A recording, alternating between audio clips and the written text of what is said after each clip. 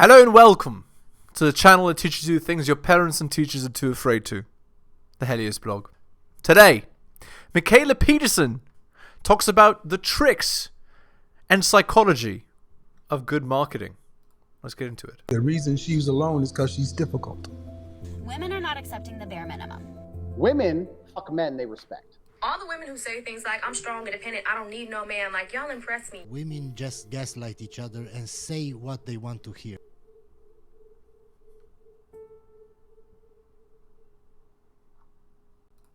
Luck. So I've got a bit of experience with marketing, and we're building an app, which I told you about offline, Peterson Academy for online courses. And I realized, I think a couple of years ago, that I couldn't sit, because I'm pretty work oriented, so I like to sit down and solve problems. And I realized for developing something new, I did have to kind of wait. And sometimes I'd wake up in the middle of the night and go, oh, here's the idea finally. But there was no point in sitting down and forcing it because it just didn't work. I just had to wait. And sometimes it would take months and I'd be like, oh, I'll figure it out. Something will click eventually and I'll figure it out. So I get what you're saying about waiting. But you mentioned luck. Is there any way to increase that or kind of hone those skills? Yeah, I think there are patterns of behavior you can adopt, and there are mindsets you can adopt, which is almost the act of distracting yourself or listening to the unconscious voice. I mean, a very boring This is crap. one, which is commonly advanced, is the overnight test.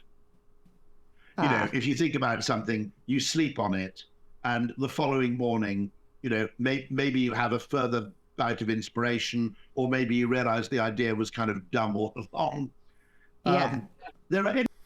Right, so this is garbage. This person here is just a trickster, right? You can just tell by their tone. Look at their expression. Just a liar. Just a, like, that's all I see. I see an imp, a demon, basically. There are interesting patterns of decision making. The one I'm very fond of, mentioned by Herodotus, is that the ancient Persians, when they had to debate any matter of import, they debated it twice, once when sober and once when drunk. And it was only when they agreed in both states that they actually adopted the action.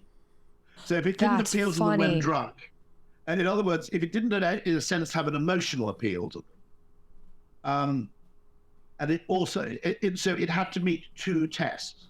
In the same way, I suppose, the jury system is interesting in Anglo-Saxon law, in that you have to convince not only legal experts that there is a case to answer, but you have to convince a representative body of people that what you're saying is just fundamentally believable and indeed reasonable. I mean, I had a friend who was on jury where the person was, in strictly legal terms, guilty of the crime for which they were charged. But the jury agreed that given the provocation, their behavior was entirely understandable, and they basically let them off. Now, it's not supposed to work like that, but it's similar to that Persian question where you look at the same thing in two different modes, context, settings, or whatever. And by the way, it's a great disadvantage which creativity suffers from. So I always make the point that there is in any kind of institutional setting, there's this asymmetry where creative people have to present their ideas to rational people for approval, but it doesn't really happen the other way around.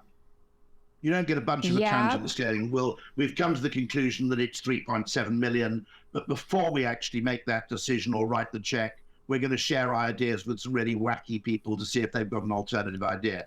You don't get engineers going, well, we want to make the train faster. What about you? What would you do? Okay? Yeah. Because within any kind of rational, self-contained model of the world, it's effectively self-sustaining. Whereas creativity isn't self-sustaining. You've always got to win some battle somewhere else before you're allowed to act. And it seems to me that asymmetry is kind of problematic, and that, I mean, if you want to get really deep in this, I don't know whether you or indeed your dad have ever met Ian McGilchrist, the author of The Master and His Emissary. Yeah, definitely. That's, if you like, the vastly more philosophical and neuroscientific take on what I'm saying. That there's a natural balance between effectively left hemisphere, right hemisphere, modes of seeing the world in which, in many, many settings, probably because of the need to win arguments, by the way, that's one reason, the left hemisphere view of the world artificially is allowed to predominate. Huh. Would be McGilchrist's take on it. So the idea is, because you are required to convince people the logical side of the brain wins out over the creative side. This is, I don't know, it sounds too esoteric for my taste. Let me know in the comments what you think. Yeah, And that's I'd definitely also true. argue that there's a fundamental problem with good ideas, which is that they're often late to the party. In that what appears rational and consistent has an instantaneous appeal, whereas the better idea... Oh, what he's describing here is conservatism versus liberalism, effectively, right? So, like, the conservative idea is you maintain the system as it is, and then the other idea is you innovate the system or you shatter the old system. That's because yeah, okay. Anyway. First of all, takes time to be accepted, but also takes time to be generated in many cases. There are cases in point where, I was given a brief and, in the advertising world, and being candid, this happens, I failed completely. And then 6 months later, inspiration struck. I go, oh God, why the hell didn't I think of that then? But the simple fact is I didn't, because there's a kind of probabilistic... I'll tell you a little story, which I shared with Rick Rubin as well, which was, I've got a friend who runs a business called Assure.io, which I jokingly call Airbnb, because it's effectively home rental for homes where people intend to work. Oh. So every home you rent will be kitted out with 2 retina screens, 2 very good desks, 2 ergonomic chairs, an espresso machine, and it'll have shit-hot Wi-Fi and probably electric car charging, okay? That's cool. It's going to be for a particular application. And I said, look, I can't think of anything that will help you advertise your product, but if I get lucky, I'll let you know. Okay. And about 6 months after I was aware of this business, I was staying in a hotel room with my wife. And it was actually my wife's observation, not mine. Well, she said, why is it, which is a brilliant, brilliant piece of observation, which had never occurred to me. Why is it that hotels have this sexist idea that only one party in the room will want to use a desk? Okay. Yeah. So there's this fundamental sexism in hotel rooms, which is there's a chap signing $1 million checks sitting at the kind of Napoleonic scale desk, whereas meanwhile his lady wife is in the bathroom, kind of powdering her face or putting on a polka dot bow. It's about the 1950s conception of what a partnership is like. And funnily enough, there's a reason my wife noticed this, because I think I was hogging the desk and she was forced to sprawl on some totally inappropriate item of furniture while trying to type. And I said, thank you, because you've just solved the problem for sure. And the basic question is, which is a very good question, how come hotel rooms have 2 wash basins and only 1 desk? You spend a hell of a lot longer typing than you do cleaning your teeth. But for some weird reason, they've decided that 2 wash basins are absolute essential, okay? But 1 desk is absolutely fine. Well, it's not a matter of 1 desk, right? You just need to put the space for 2 chairs, right? Effectively. So it's a matter of the space underneath the desk, because it's a Napoleonic desk, as you said, a really long one. So all you really need to do is fit 2 chairs under it. Again... And so that's an interesting observation. In many cases, you've just got to wait to get lucky. And the reason is often, I think, there are several reasons. Some ideas arise through a very difficult form of observation, which is the dog that doesn't bark in the night. In other words, you have to notice the absence. You must know the Sherlock Holmes story. I hope you were versed in the... what Holmes notices is that the theft of a racehorse is probably an inside job because the dog didn't bark.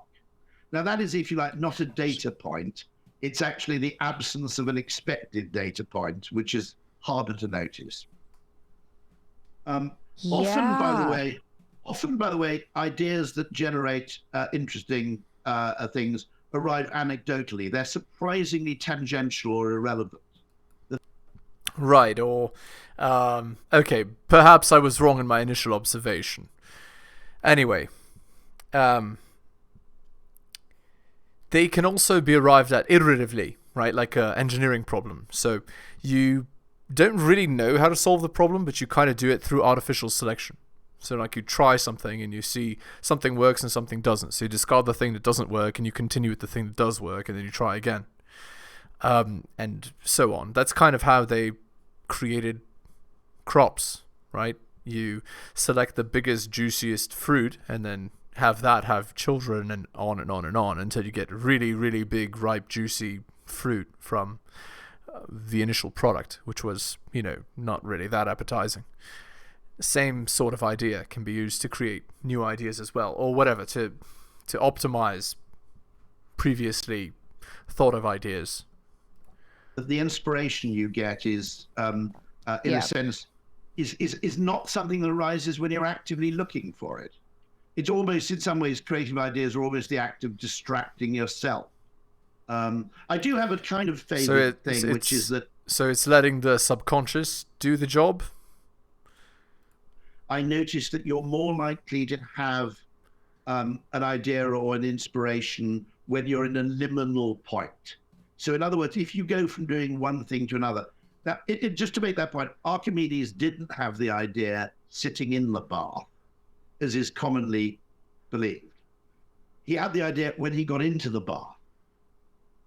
And, one of the things I quite like about... That's not... No. He was transitioning from doing some activity to bathing. That's what liminal means. It means a zone between two zones. Working from home. So like driving would be an example of such a thing. Or, washing yourself, I guess, or whatever it is. A routine between routines. Working is that when you have 10 minutes to spare at home, you go and put the dishwasher on. You do something entirely different. Okay? And weirdly, it's at the moment when you flip from one mode of activity to another that inspiration is more likely to strike, I think. So, I think there are tools. I think you can improve the odds. I think you can, to borrow a kind of Nassim Taleb phrase, you can increase your surface area exposure to possible upside optionality. Okay? I think you can do that, but you can't necessarily force it. Okay, I like that. I feel like I've noticed the same thing. I have, like in my life, I have a number of different projects going on, and I need a number of different projects because if I only have one, I'm bored and it just tortures me. So I have way too many things going on, so I can work on one and say, okay, I'm done. I'm tapped out here, and move on to the other one, and then move on to the other one. Is there, like, for people who are inclined to go into marketing, do you think there's an optimal number of projects they could work on at the same time so they'd be switching tasks? It's interesting because one of the reasons for the existence of, for example, the advertising agency as an entity is that there's a certain sort of person who would find it painful to work on one thing all the time. So there's a certain kind of mindset which thrives on variety, which an agency provides, which working in-house may not. Generally, I'd say working in marketing in-house will provide you with a hell of a lot more variety than becoming an actuary or something. I would recommend it for people of a particular mindset if you can cope with and thrive on and even relish a certain degree of messiness. If you're obsessed, if you're obsessed with having a universal framework which answers all questions, go and become an economist or something dangerous like that instead. But if you actually are happy with the fact that correct answers are scale and context dependent, and that psychology is a deeply perverse thing where the opposite of a good idea can be another good idea. If you're comfortable with that kind of thing, then I'd highly recommend it. What worries me... So a person that views the world more subjectively might thrive in such an environment. That's interesting. Little bit. I've spent 30 years in advertising. I think advertising is actually probably a bit more important than people think, and it's highly entertaining and very enjoyable. What started to worry me is what's significant about an advertising agency, and to some extent marketing as well in general, is there are very, very few modes of employment in which this type of thinking is encouraged, rewarded, or tolerated. Okay. So I once jokingly said that the great thing about working in an advertising agency is the one job where you can make a daft suggestion and still get promoted. Because something that's interesting, eccentric, counterintuitive, or odd is prized in that atmosphere. It sounds like an artistic job. It sounds like a creative job, right? Where an idea that's different might actually be accepted. Interesting. Like, sounds actually a lot like music or like visual art, what he's describing here. And encouraged and rewarded in a way that it's often punished anywhere else. You know, in many other forms of employment, you'd be seen as, you know, fundamentally whimsical and not a safe pair of hands. Now, you know, to echo McGilchrist, what worries me, I know him quite well, actually, he's a great guy. And he's actually, interestingly, quite interested in advertising for this reason, in that there are worryingly few areas of activity where that kind of creative thought is properly rewarded or encouraged, I think. Because in many ways, you know, there's any good creative person will have some very strange attributes. They don't really have a sense of proportion because they know that inspiration is just as likely to come from something trivial as something big. You know, noticing that two words sound similar, okay, which is, you know, is seemingly irrelevant, can be a breakthrough in that kind of problem solving. And it does worry me that, if you like, that politics doesn't really have a creative department, that, you know, that actually... I would argue it does, but okay. A sensible, healthy organization would encourage a degree of what you might call at least creative dissent from the mainstream narrative. Yeah, modern society doesn't really do that. In 2023, I would say anyway. And yeah, I jokingly said, look, if I'd been in charge of an investment bank in 2007, okay, I would have been fired long beforehand as an appalling person to run an investment bank. But the one thing I would have done is I would have been immune from the financial crisis, because in my outer office, I would have employed sort of 3 Marxists or Austrian school economists or anybody who effectively had a counterpoint to what was an over-dominant kind of narrative of, effectively a self-confirming narrative of how the economy works. Right, exactly. What's that called? There's a term for it. Groupthink is the term, I believe. When you have too many people that are yes men and nobody to oppose the dominant viewpoint, you can fall into big problems. And so, you know, I think there is there's a natural kind of perversity. There's a lack of sense of proportion in creative people. There's kind of whimsicality. There's a reluctance to get started. All those things, I think, are a virtue in a creative setting, but they're not a great career move in most forms of employment. Indeed. Yeah, this is definitely true. I think I was probably just fortunate choosing. I had like a normal job. By the way, he didn't answer the question, which is there an optimal number of projects? He didn't answer that. That was very topical, rational, and then I kind of did the creative things on the side until they grew enough to overtake, which I'm happy about. I'm grateful for. I have a question that's completely unrelated to what we were talking about. I've always wondered, how do luxury companies get to the point, like say Hermes, for example, how do they get to the point that those products are so valuable? Are they all doing something similar? I mean, there are rules you can't break. I mean, one of the things which, of course, is interesting is that many of them are privately owned. There's a very interesting thing, which is that I think there are two kind of mindsets in the world, which is the Anglo-Saxon one, which you find in North America, which is if anything's very good, it should be made abundant and everybody should have it, which is why the United States produced Coke, okay? You know, as Warhol said, all the Cokes are the same and all the Cokes are good, and the President of the United States can't get a better Coke than the bum on the corner of the street, okay? Right. That's an interesting idea. Okay.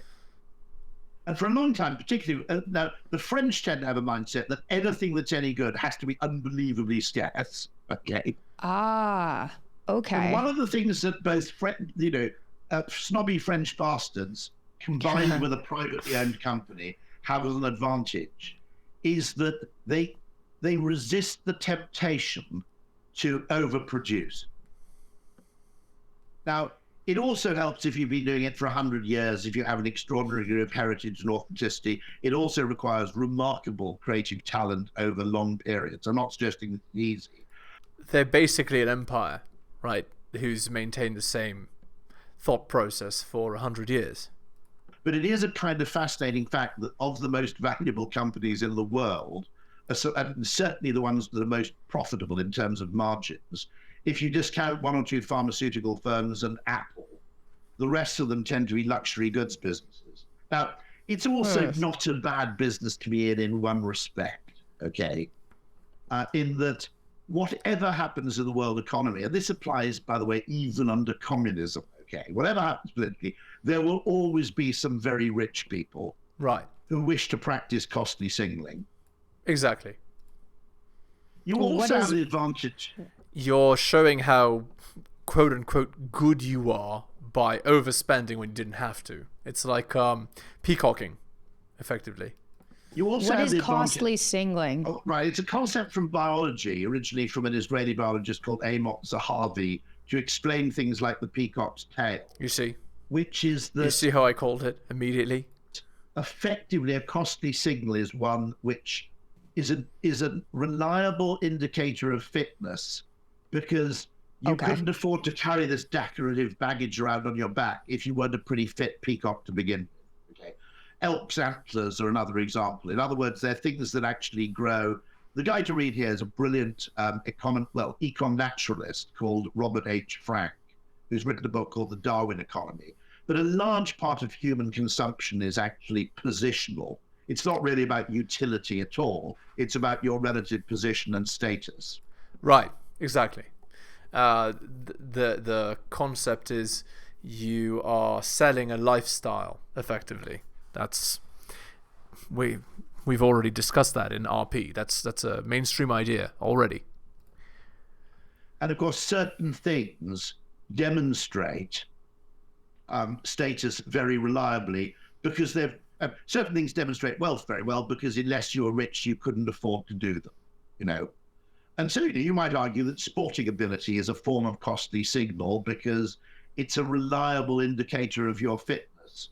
And so that's as distinct from cheap talk, which is merely an unsubstantiated claim. Right. It's walking the walk as opposed to talking the talk.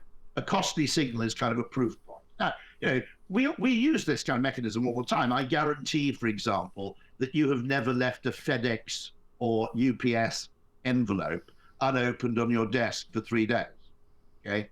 Because your inference is someone spent $20 to send me something, therefore I can infer from that that it's something of reasonable importance, okay? So, you know, when you send out a wedding invitation, you don't do it by email. You know, there are all these kind of ways in which we signal through discretionary effort, discretionary expenditure, discretionary attention to detail, you know, discretionary perfectionism, you know, that things that are difficult to do just carry more informational freight than things that are easy to do. Yes. Indeed. That is correct. That's where you get the expression, anything that's worth doing is not easy. Yeah. Let's continue. To some extent, good manners is really the display of discretionary effort, you know. Right.